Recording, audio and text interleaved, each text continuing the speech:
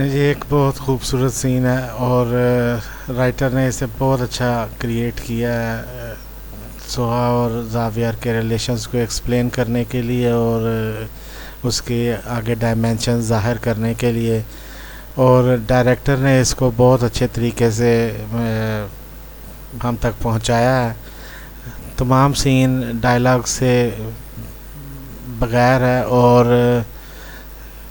بڑا اچھا میوزک دیا ہے پیچھے، اور 2-3 جگہوں پر جو اس پلے کا سب سے خوبصورت میوزک ہے وہ بھی اس میں بجایا گیا ہے۔ سوہا اور زاویار کے بیسٹ مومنٹس میں جب بیک پر میوزک بجایا جاتا ہے تو it creates a great fantasy, اور کوئی بھی انسان جو ہے وہ اس طرح کے لمحوں کو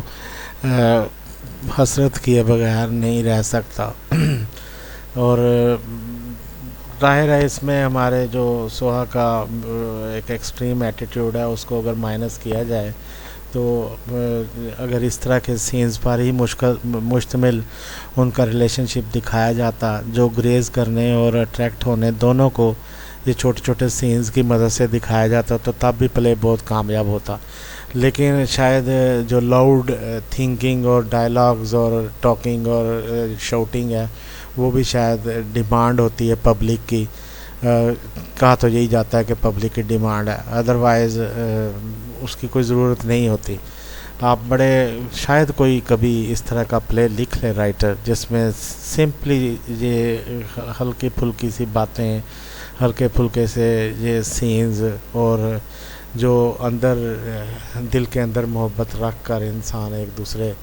کی طرف دیکھتا ہے اور ایک دوسرے کے لیے کرتا ہے، ویسا کوئی پلے ہو تو میں تو ڈھونڈتا رہتا ہوں کہ اس طرح کی کوئی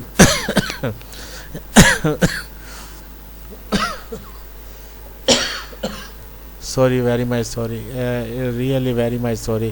مجھے یہ کلپنگ وغیرہ اور اس طرح کا وہ نہیں ہے، شوق بھی نہیں ہے اور آتی بھی نہیں ہے خاص، تو وہ ٹائم کا بھی پرابلم ہے، اور اس طرح تو میں نے ڈائریکٹ پورے کا پورا اسی طرح لائیو ایک طرح کا میں نے جو کمنٹ ریکارڈ کرنا ہوتا ہے انالیسز یا ریویو، تو I am very much sorry for my کاف آلویز۔ اور خیر اس سین کی خوبصورتی ہے کہ یہ ایموشنلی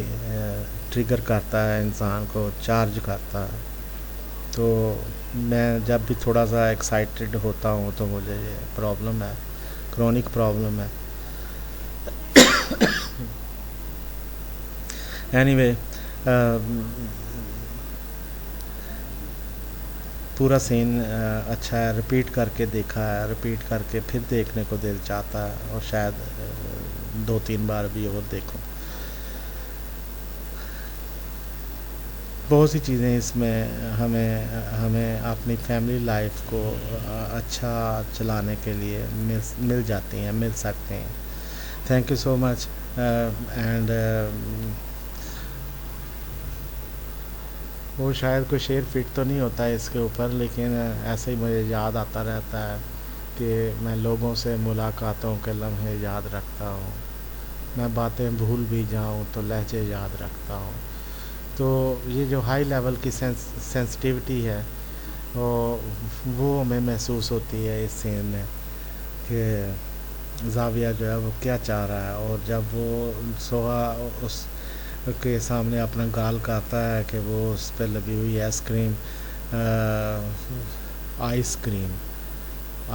کریم، تو وہ اس کے گال پہ لگی ہوئی آئس کریم اپنے ہاتھ سے صاف کر دے، تو تھوڑی دیر اس کو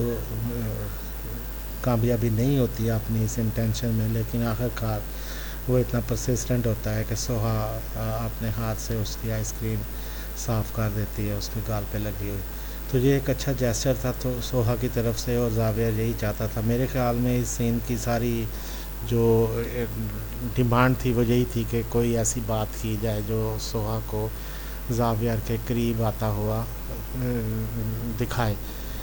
تو یہ وہ بات ہے میرے خیال میں۔ اچھا ہے، سوہا کا اس طرح توجہ دینا اور اس طرح چھوٹا سا ایک جیسچر دینا بڑا اچھا لگتا ہے جب ہسبینڈ اپنی وائف کو کوئی چھوٹا سا کمنٹ کر رہا ہو کہ یہ تمہارے مطلب یہ لپسٹک تھوڑی سی پھیل رہی ہے، یا کوئی اس طرح کی چیز جو اس کو ہرٹ بھی نہ کرے اور بڑی معمولی سی ہو، یا اس کا دوپٹہ جو ہے وہ زمین پہ گر رہا ہو اور وہ اس کو تھوڑا سا خود سے اٹھائے، اور وہ آئی کانٹ مینشن بٹ ایسی چھوٹی چھوٹی چیزیں ہوتی ہیں جو اگر ہسبینڈ کرے تو وائف کو اچھی لگتی ہیں اور وائف کرے تو ہسبینڈ کو اچھی لگتی ہیں. بالکل معمولی قسم کے جیسچرز ہوتے ہیں یہ. تو یہی خوبصورتی ہے زندگی میں. جو خیر آگے بات بڑھ جائے گی، ڈومیسٹک لائف کی خوبصورتی مجھے ہمیشہ اٹریکٹ کرتی ہے. اور اگر انسان کو ایسا ساتھ مل جائے جو ہمارے پاس اکثر نہیں ہوتا، اور ہم نہ کہیں آؤٹنگ پہ جاتے ہیں اور نہ کہیں سیر سپاٹے پہ جاتے ہیں کیونکہ ہمیں انڈرسٹینڈنگ نہیں ہوتی، اور ہمیں ہوتا ہے کہ ہم سارا خرچ بھی کریں گے اور اس کے بعد ہمیں ایک ذہنی اذیت سے بھی گزرنا پڑے گا مس انڈرسٹینڈنگ کی. تو لیکن اگر انڈرسٹینڈنگ ہو تو ایسے انسان کے ساتھ کسی دور دراز مقام پر جا کے رہنا بھی ایک دنیا کے اندر جنت سے کم نہ ہوگا.